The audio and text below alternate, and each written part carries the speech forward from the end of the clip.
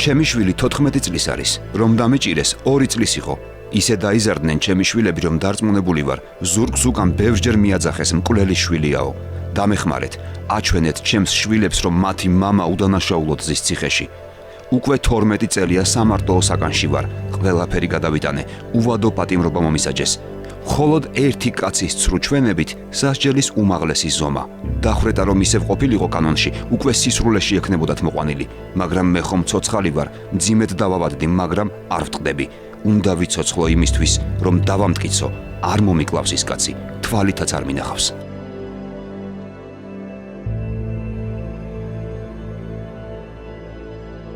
თეიმურაზ ბაჩო შარაშენიძე ერთ-ერთია იმ 73 უვადო პატიმარს შორის, რომლებიც საქართველოს სასჯელ აღსრულების დაწესებულებაში იხდიან უვადო სასჯელს. იმ საშინელი ზეწოლის წლებშიც კი არასდროს უღიარებია მის მიმართ წარდგენილი ბრალდება. 2013 წელს ერთ-ერთმა პირველმა მიმართა შეცვლილ ხელისუფლებას თხოვნით გადაესინჯათ მისი საქმე და დაასახელა პროკურატურის მაღალჩინოსნები, რომლებმაც ზეწოლითა და წამებით მიაცემინეს ჩვენებები მის წინააღმდეგ. ცემა ტყეპა დაცინვა გინება ცემენ და ღამეს სამჯერ ორჯერ გონებას დარკავდი. ყველაზე საშიში რაც იყო ჩემთვის ეს იყო ოჯახი. როდესაც ბადრაკს ჩავყავდი სიგნალეში დაბლა პირველ სართულზე იდგა ჩემი შეშინებული მეუღლე. მოწმე გმოს მეუღლის განმარტება. პროკურორმა წამიყვანა მერვე საფყოფილში, უკვე ბნელოდა. მითხრა სახეზე ხვირსახოცი ამეხარებინა. კიბეზე ჩამოყავდა ჩემი მეუღლე, რომ დამინახა შეშლილი სახე გაუხდა. ჩავატაროთ ექსპერიმენტი. შესაძლებელია თუ არა აღნიშნული პისტოლეტიდან მოხდენილი იქნას გასროლა, როგორც საშტატო ვაზნებით, ასე იგივე კალიბრის სხვა ვაზნებით. შეგვიძლია მოვახდინოთ ექსპერიმენტალური დასროლა. თვითმხილვალ თოჩოს ჩვენებიდან. სროლას ეცვა გრძელი ქურთული. სახე დაფარული ჰქონდა, იყო შედარებით დაბალი ტანის. თეიმურაზ შარაშენიძეს უვადო პატიმრობა 2009 წელს ზურაბ ზუბადალაშვილის მკვლელობის ფაქტზე მიუსაჯეს. ბრალდების წაყენების დროს ის 11 წლიან სასჯელს უკვე იხდიდა სხვა დანაშაულების გამო, ნივთის დაზიანებისა და წლების წინ ჩადენილი და მაშინ აუცილებელ მოგერიებად დაკვალიფიცირებული დანაშაულის გამო, რომელიც 12 წლის შემდეგ განზრახ მკვლელობად ჩაუთვალეს. პატიმრობის ვადის გასვლამდე რამდენიმე წელი რჩებოდა, როდესაც მასთან მისი ადვოკატი გიორგი ტურაზაშვილი შევიდა და უთხრა, რომ ახალ დანაშაულში ზურაბ ზუბადალაშვილის მკვლელობაში სდებდნენ ბრალს. შარაშენიძე დარწმუნებული იყო, რომ რაღაც გაუგებრობა ხდებოდა, რადგან ის არც ზურაბ ზუბადალაშვილს იცნობდა და არც ამ გახმაურებულ მკვლელობაზე სმენოდა რამე. ბაჩო შარაშენიძის წერილიდან 2008 წლის აგვისტოს ომის დროს საჯარიმო ბატალიონი შეიქმნა პატიმრებისგან. იცით ალბათ, ასეთ ბატალიონებს წინა ხაზზე უშვებენ ფაქტიურად მოუმზადებლად, საზარბაზნე ხორცად. მაშინვე ჩავეწერე, სამხედრო ფორმებიც მოგვიტანეს, მაგრამ მოხდა ისე, რომ საბრძოლველად აღარ წაგვიყვანეს. ორ თვეში საჯარიმო ბატალიონში ჩაწერილი 30 კაციდან ყველა შეიწყალეს. მე შეწყალებაზე უარი მომივიდა. მივხვდი, რომ რაღაც ხდებოდა. 2009 წელს ჩემს ადვოკატთან შეხვედრაზე ამიყვანეს და მან მითხრა, რომ ახალ ბრალს მიყენებდნენ ვინმე ზურაბ ზუბადალაშვილის მკვლელობის გამო. ამ კაცს არ ვიცნობდი. არც ამ მკვლელობაზე გამეგო რამე. ზურაბ ზუბადალაშვილი, პარლამენტის ყოფილი დეპუტატის ლაერტ ზუბადალაშვილის შვილი 2003 წლის 15 სექტემბერს მოკლეს საკუთარი სადარბაზოს წინ, მეუღლის თანდასწრებით, 5 გასროლით. ზურაბ ზუბადალაშვილს კარგად იცნობდნენ თავისი თაობის ახალგაზრდები. მის სახელს უკავშირებდნენ ბევრ გახმაურებულ ამბავს. საუბრობდნენ მის ღირსებებზეც და მავნე მიდრეკილებებზეც. მკვლელობამდე ცოტა ხნით ადრე ქალაქში ჯერ მისი მკვლელობის მცდელობის ამბავი გავრცელდა. 2 თვის შემდეგ კი ზუბადალაშვილი მოკლეს. 2004 წელს ორივე საქმე ისე შეჩერდა, რომ არც მკვლელობის მცდელობის ფაქტზე, არც შესრულებული მკვლელობის გამო სამართალდამცავებს არავინ დაუკავებიათ. ვერც ერთი საქმე ვერ გახსნეს. ვრცელდებოდა ვერსიები, რომ მკვლელობა უკავშირდებოდა ზუბადალაშვილის წარსულს. საუბრობდნენ შურისძიების მოტივებზეც პირადი კონფლიქტების გამო. მკვლელობა ნელ-ნელა ყველა მიივიწყა, მაგრამ მომხდარიდან ზუსტად 6 წლის შემდეგ, 2009 წელს, თბილისს ერთხელ კიდევ გაახსენდა ზურაბ ზუბადალაშვილის მკვლელობა. საზოგადოებაში აწრძუნა მკვლელობის საქმეში ძიების მიერ აღმოჩენილმა მოულოდნელმა გარემოებამ. მკვლელობის დამკვეთი ზუბადალაშვილის სიმამრე აღმოჩნდა, ხოლო მკვლელობის ფაქტობრივი თანამონაწილე ზურაბ ზუბადალაშვილის მეუღლე. მკვლელობის დამკვეთები და მონაწილეები პატიმრობაში მყოფმა ორმა პირმა ამხილა, თავადაც ამ ჯგუფის თანამზრახველებმა, ვასილ გოშაძემ და გიორგი ყუფარაძემ. გოშაძისა და ყოფრაძის მიერ დასახელებულმა პირებმა მკვლელობის შემსრულებლად ასევე პატიმრობაში მყოფი თეიმურაზ შარაშენიძე დაასახელეს. მოგვიანებით სასამართლომ საპროცესო შეთანხმება გაუფორმა ყველა ზემოთ ჩამოთვლილ პირს, ვინც მასთან ითანამშრომლა. ერთადერთი, ვინც მკვლელობისთვის სამაგალითოდ და მკაცრად დასაჯეს, თეიმურაზ შარაშენიძე იყო. რადგან მას უკვე ჰქონდა მისჯილი ზემოთ ჩამოთვლილი დანაშაულების გამო, თბილისის საქალაქო სასამართლომ შარაშენიძეს უვადო პატიმრობა მიუსაჯა. თეიმურაზ შარაშენიძეს უვადო თავისუფლების აღკვეთა მიესაჯა მხოლოდ და მხოლოდ ერთი ადამიანის ჩვენებით. ეს ადამიანი იყო დაინტერესებული, რომელმაც აღიარა და არა მხოლოდ მან, არამედ სხვებმაც აღიარეს, რომ თვითონ მან მიიღო ეს შეკვეთა მკვლელობის ზურაბ ზუბადალაშვილის. თუმცა ეს ვერ მოახერხეს და მისი ჩვენების მიხედვით თითქოს მან ეს მოუყვა შარაშენიძეს. შარაშენიძემ უთხრა, შენ თუ ვერ კლავ იმ ადამიანს, მე მოვკლავო, ანუ ადამიანს, რომელსაც არც იცნობდა. ამ დროს შარაშენიძე არის უკვე ძალიან მდიდარი ბიზნესმენი, რომელსაც კვირაში აქვს 2-3 $2 შემოსავალი. გამოძიებამ განაჩენის გამოტანის დროს ვერ წარმოადგინა ყველაზე მთავარი მკვლელობის მოტივი. მაშინ, როცა ზურაბ ზუბადალაშვილს კლავდნენ და გასამრჯელოდ შემსრულებელს $300 უხდიდნენ, თეიმურაზ შარაშენიძე ფაქტობრივად მონოპოლისტი იყო ლიფტების რეაბილიტაციის ბიზნესში და უმდიდრეს ადამიანად ითვლებოდა. ამდენად მკვლელობისთვის განკუთვნილი ჰონორარი ვერ იქნებოდა შარაშენიძის საქმეში ჩართვის მოტივი.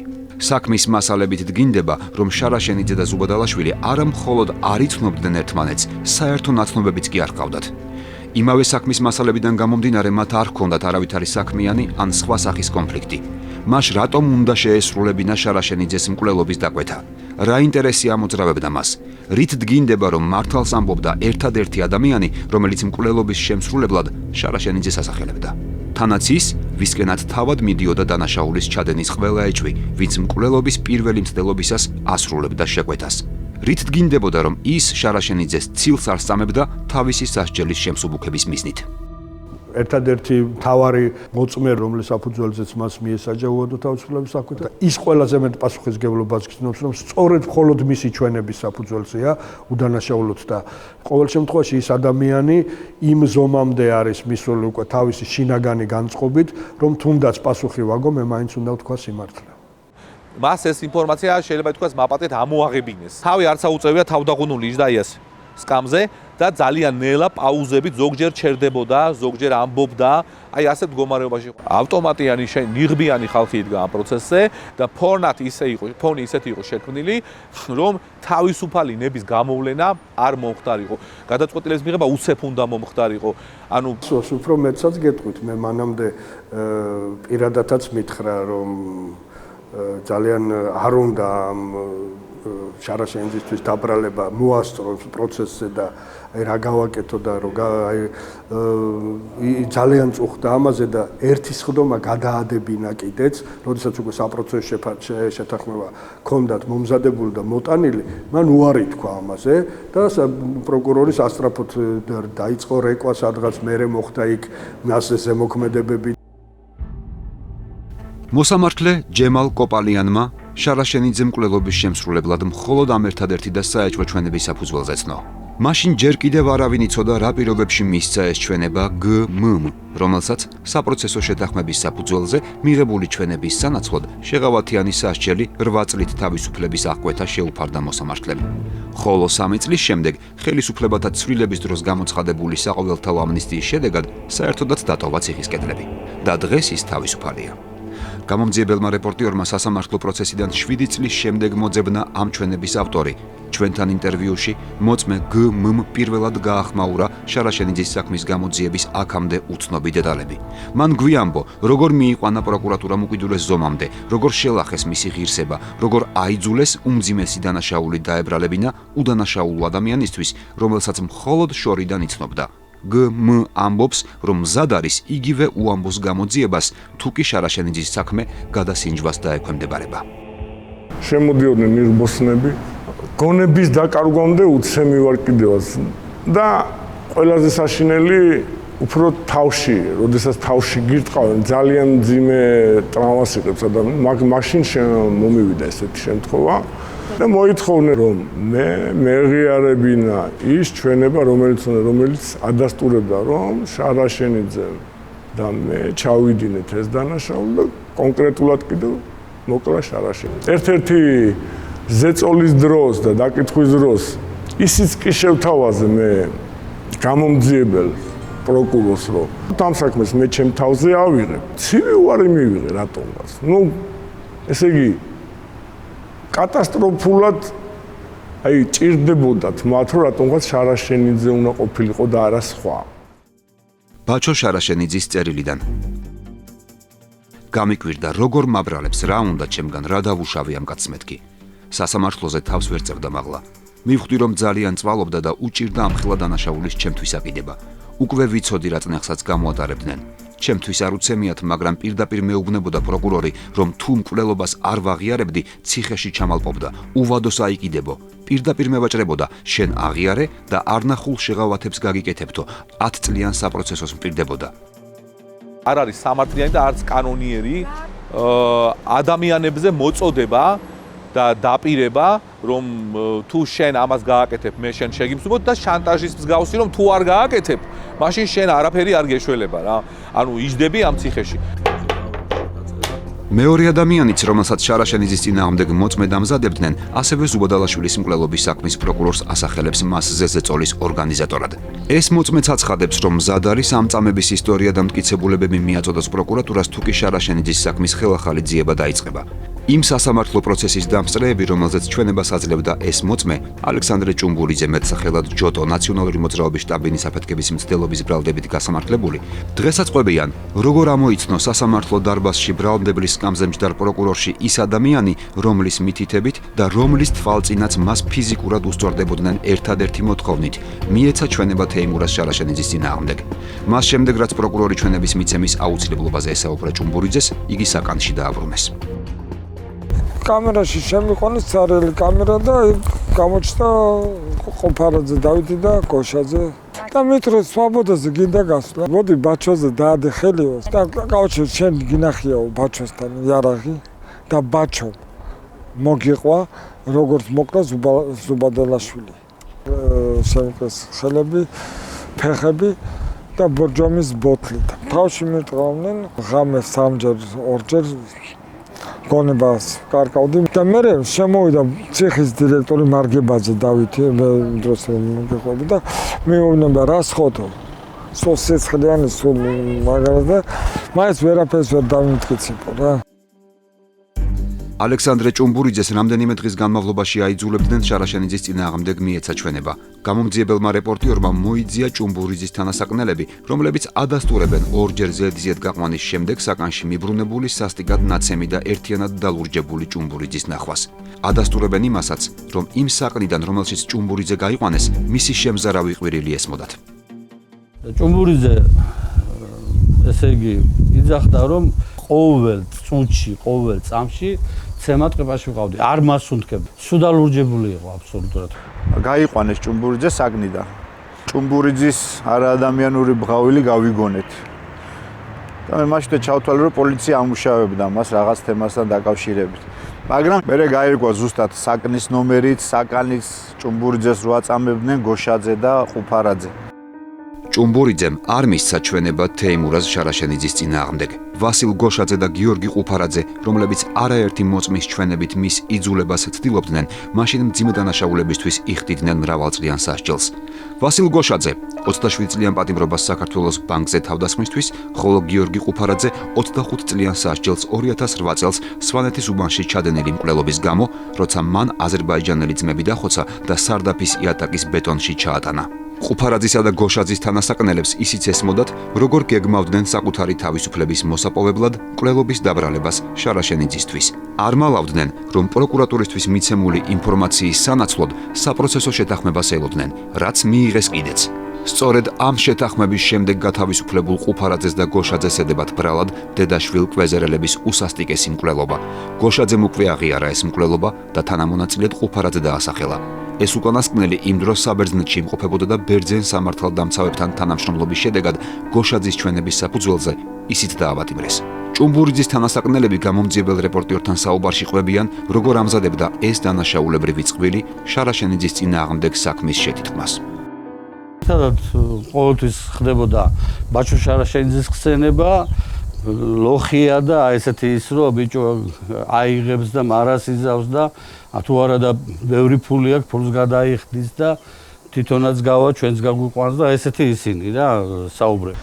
გოშაძე და ყუფარაძე რომ რაღაც გეგმას აწყობდნენ რაღაცის შესახებ, თითქმის მთელმა საკალმა ვიცოდ. თან ამ გეგმის ნაწილი იყო, რომ ყუფარაძე ასწავლიდა გოშაძეს, ანუ უხსნიდა რა უნდა, რა ჩვენება უნდა მიეცა. მერე გაირკვა, რომ შარაშენიძის საქმეს ხლართავდნენ. შარაშენიძის წინააღმდეგ ერთი პირდაპირი ჩვენების გარდა არსებობს ერთი ირიბი ჩვენებაც. ეს ჩვენება ეკუთვნის A.G.-ს, მკვლელობის დამკვეთის, ზუბადალაშვილის სიმამრის, რევაზ ჩაჩუას ახლო ნათესავს. ჩაჩუასა და შემსრულებელს შორის შუამავლობას სწორედ ის კისრულობდა. როგორც დღეს გამომძიებელ რეპორტიორთან საუბარში A.G. განმარტავს, პროკურატურას მასაც, როგორც შარაშენიძის წინააღმდეგ მიცემული პირდაპირი ჩვენების ავტორს, G.M.-ს საპროცესო შეთანხმებას შეჰპირდა იმ პირობით, თუ კი დაადასტურებდა, რომ თითქოს დაინახა, როგორ მივიდა ფულისა და იარაღის გადასაცემად G.M. შარაშენიძის ოფისში, რომელსაც მკვლელობა უნდა შეესრულებინა. როგორ გამოვიდა ოფისიდან G.M. უცნობ ადამიანთან ერთად, რომელიც შარაშენიძე უნდა ყოფილიყო. როგორ შეასრულა A.G.-მ პროკურორის დავალება და ამოწმობის პროცედურისას ხელი დაადო ადამიანს, რომელზეც მიანიშნეს და რომელსაც ის სინამდვილეში პირველად ხედავდა, შარაშენიძეს. გამომძიებელი რეპორტიორი წარმოადგენს ამოწმის წერილობით განმარტებას იმის შესახებ, როგორ ურიგდებოდა მას საქმის პროკურორი ცრუ ჩვენების მისაცემად.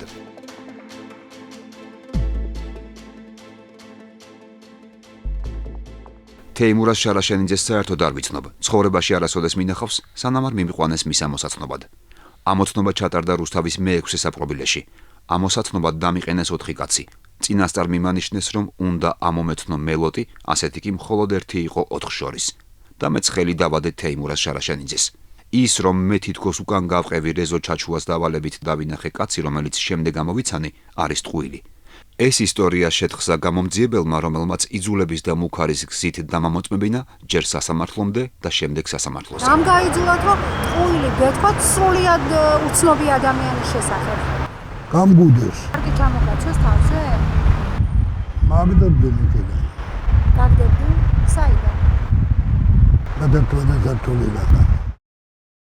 არსებობს კიდევ ერთი უმნიშვნელოვანესი გარემოება, რომელიც ექსპერტთა თქმით ყოველგვარ საფუძველს აცლის განაჩენს. საქმის მასალების მიხედვით მკვლელობის იარაღად მიჩნეულია მაკაროვის სისტემის პისტოლეტი, ხოლო შემთხვევის ადგილიდან და გარდაცვლილის სხეულიდან ამოღებულია ბრაუნინგის ტყვიები და მასრები. ექსპერტთა თქმით ეს არის საქმის ყველაზე წინააღმდეგობრივი ეპიზოდი. როგორ გაისროლა მაკაროვის სისტემის იარაღმა არასაშტატო, ანუ სხვა იარაღისთვის განკუთვნილი ვაზნები, როცა ეს პრაქტიკულად შეუძლებელია. 2009 წელს მოსამართლემ არაფრად ჩააგდო შარაშენიძის ადვოკატების მიერ სასამართლოზე წარდგენილი ექსპერიმენტის შედეგი, რომელიც ადასტურებდა, რომ მაკაროვის პისტოლეტი ბრაუნინგის ტყვიებს შეუფერხებლად ვერ ისვრის. ექსპერტიზამ დაადასტურა, რომელიც ჩვენ ჩავატარეთ, ჩემი მონაწილეობით მე ვესწრებოდი ამ ექსპერტიზას ტირში 3 ასეთი იარაღი იქნა შეძენილი სრულიად ახალი მაკაროვის, მასში ჩადებული იქნა ბრაუნინგის ტყვიები, ერთმა გაისროლა მხოლოდ ერთი ტყვია და დანარჩენი გაიჭედა, ხოლო დანარჩენმა ორმა ის ერთი ტყვიაც არ გაისროლა. შარაშენიძე, რომელიც სასამართლო მკვლელობაში ცნო დამნაშავედ, პროფესიით მთელი ცხოვრების განმავლობაში დაკავშირებული იყო იარაღთან. დამთავრებული აქვს საგარეო დაზვერვის სამსახურის სპეციალური სასწავლებელი. არის აფხაზეთის ომის ვეტერანი. დაჯილდოებულია მედლით მხედრული მამაცობისთვის. მსახურობდა უშიშროების სამინისტროს საბრძოლო ქვედანაყოფ ალფაში. შეუძლებელია შარაშენიძეს არ სცოდნოდა, რომ მაკაროვის სისტემის პისტოლეტი არასაშტატო, ანუ სხვა სისტემის იარაღისთვის განკუთვნილ ვაზნებს დიდი ალბათობით ან ვერ გაისროდა, ან შეფერხებით გაისროდა. რატომ წავიდოდა ასეთ რისკზე პროფესიონალი სამხედრო პირი, თუ კი მას მკვლელობის შესრულება ჰქონდა განზრახული? რატომ წაიღებდა მკვლელობის შესასრულებლად მაკაროვის პისტოლეტსა და ბრაუნინგის ტყვიებს? გარდა ამისა, შარაშენიძის საქმეში დართულ ბალისტიკურ ექსპერტიზაში არ წერია, რომ მოკლულის სხეულიდან ამოღებული ტყვიები გასროლილია მაკაროვის სისტემის იარაღიდან, მაშინ, როდესაც გამოძიების მიერ მკვლელობის იარაღად მიჩნეულია სწორედ მაკაროვი. უფრო მეტიც, ექსპერტიზა 2003 წელს ადასტურებს, რომ ეს ტყვიები გასროლილია არა მაკაროვიდან, არამედ უცხოური წარმოების იარაღიდან. მას რით მოკლეს ზურა ზუბადალაშვილი.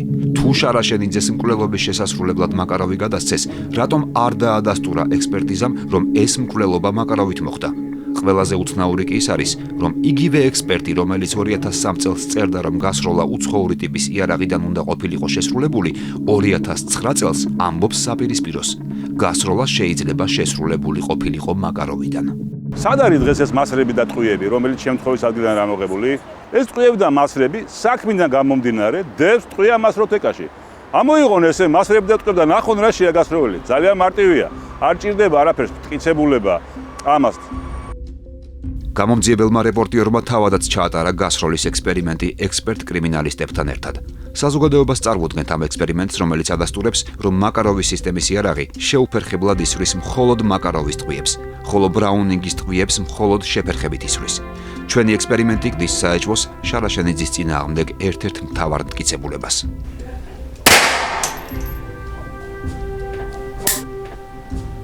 აღარ გაისროლა, გაჭედა.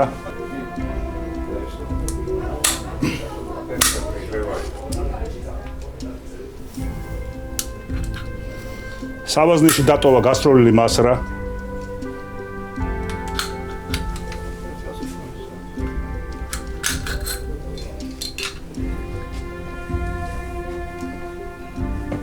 გაჭედა?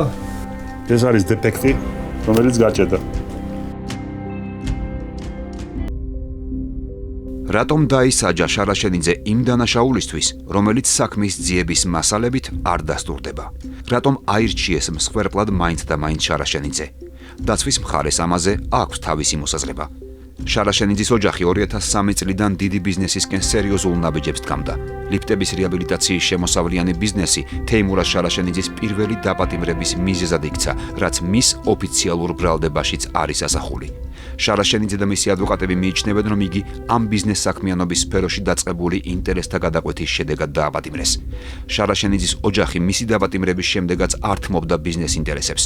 თუ გავიხსენებთ, როგორი ბრძოლა იყო გაჩაღებული შემოსავლიანი ბიზნესების ხელში ჩასაგდებად მაშინ, როცა შარაშენიძემ პირველი ნაბიჯი შედგა ციხეში, აღარ გაგვიკვირდება, რატომ გრძელდებოდა მისი დაუმთავრებელი სრბოლა ახალი ბრალდებებისკენ. ბიზნესი იყო მომგებიანი, შესაბამისად გამოუჩნდა ძალიან ბევრი კონკურენტი, რომლებმაც დაიწყეს უკანონოდ შარაშენიძის მიერ აღებული პატენტით სარგებლობა, ისე რომ არ ჰქონდათ საამისო უფლებამოსილება, ამზადებდნენ ამ ლიფტის გამშვებ მოწყობილობებს და თვითონ იღებდნენ ამ ფულს. ძალიან პერსპექტიული საქმე იყო.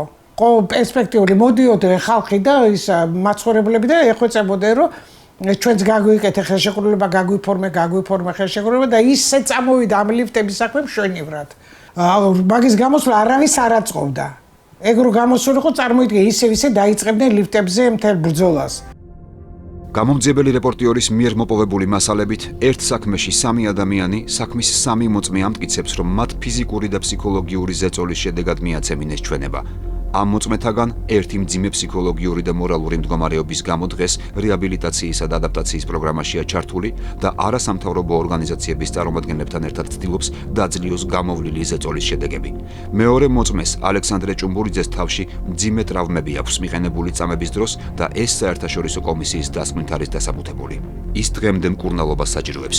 როგორც ჭუმბურიძემ გვაცნობა, ჟურნალისტებთან ურთიერთობის შემჩნევის გამო მას რამდენიმე დღის წინ მუქარად შეუთვალეს. თუკი შარაშენიძის საქმეზე გამოძიება ნამდვილად დაიწყო, პროკურატურამ დაცვის გარანტიებიც უნდა მისცეს მოწმეებს. თეიმურაზ შარაშენიძის წერილიდან დარწმუნებული ვიყავი, რომ მე ყოველგვარი მტკიცებულებების გარეშე მისჯილი კაცი ჩემს სიმართლეს დავამტკიცებდი. ადვოკატებიც მარწმუნებდნენ, რომ სხვა დრო დადგა ხელისუფლების შეცვლის შემდეგ და იმაზე, რასაც ძველები გვიკეთებდნენ, ესენი ხმას ამოიღებდნენ, პასუხს მოითხოვდნენ, დასჭიდნენ. 2012 წელს საკანში ქართული ოცნების დროშა შევკერე ჩემი ბალიშის ლურჯი პირისგან. რეჟიმის უფროსი მეუბნებოდა, დაგლეწავენ 1 ოქტომბრის შემდეგ, თუ არ მოხსნი მაგ დროშასო. არ მოხსენი. დროშა მაშინ დავხიე, როცა მივხვდი, რომ აღარ შეიქმნებოდა ხარვეზების დამდგენი კომისია, რადგან ბიუჯეტს ამის ფული არ ჰქონდა. გავიდა 1 წელი, მეორე მესამე, მეოთხე, მარტო ჩემი ციხის კორპუსიდან იმდენ კაცს აქვს შეტანილი განცხადება პროკურატურაში და გამართლებას იმდენი ელის, არც ერთი ჩვენგანის საქმე ადგილიდან არ დაძრუვა. ძველი პროკურორები ისევ აგრძელებენ საქმეების გამოძიებას. კანონში შეტანილი ცვლილებით, პროკურატურას ეძლევა უფლება ძიების პროცესში არსებითი დარღვევების აღმოჩენის შემთხვევაში სასამართლოს მიმართოს საქმის ხელახალი განხილვის მოთხოვნით. პროკურორი, რომელიც შარაშენიძის საქმეში ყველა მოწმის მიერ სახელდება ზეწოლისა და წამების ორგანიზატორად, დღესაც მუშაობს საქართველოს პროკურატურაში. მისი დასახელება მხოლოდ იმ სტრუქტურას შეუძლია, რომელსაც კანონი ავალდებულებს გამოიძიოს მისი მოქმედების მართლზომიერება. 2015 წელს პროკურატურაში შექმნილმა სპეციალურმა დეპარტამენტმა, რომელსაც სწორედ განვლილ წლებში სამართალდარღვევებით წარმოებული საქმეების ხელახალი გამოძიება ევალება, იმ საქმეების, რომლებშიც იკვეთება წამების, არაადამიანური და ღირსების შემლახავი მოპყრობის, იძულების ფაქტები, შარაშენიძის საქმე მას შემდეგ დაძრა ადგილიდან. რაც გამომძიებელმა რეპორტიორმა დაიწყო შარაშენიძის საქმის შესწავლა და პროკურატურას მიმართა კითხვით, გვაცნობეს, რომ შარაშენიძის საქმის ძიებას იწყებენ, საქმეს მიენიჭა ნომერი და იწყება ძიება იმის დასადგენად, ირღვეოდა თუ არა ადამიანის უფლებები ძიების პროცესში.